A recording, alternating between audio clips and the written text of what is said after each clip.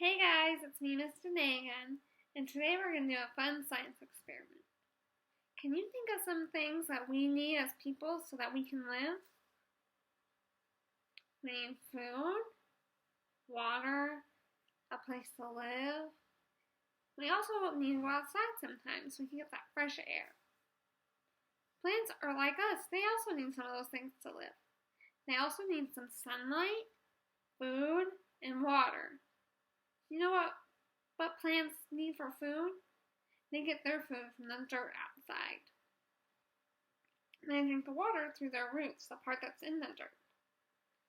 And our science experiment is going to show you how the plants drink their water. So what you're going to need is 2 cups, some water, and some celery. You also need some food coloring. So in your cup, you're going to pour about 8 ounces, which is about this much water in my cup. And then you're going to get your celery. And when you take it off of this, because it comes in a bunch, in a stalk, you take it off, and you cut off the white part. It's a little dirty. You can cut that part off. And you stick it in your water. And in your other cup, you put some food coloring. Now, I started my experiment 3 days ago, so I could show you how our experiment will turn out. And the color I chose to put my food coloring was red, because my nephew asked me to do red because that's his favorite color. But you can do whatever color you want. This is my red one.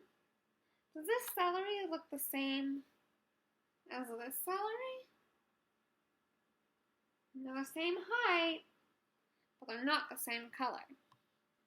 See, this celery, it's starting to turn red. You can tell in the leaves because the water is red and it's drinking that red water and turning it red. That's a cool experiment, and you can see how your celery changes over time. And it's a fun way to introduce yourself to science and observation notes.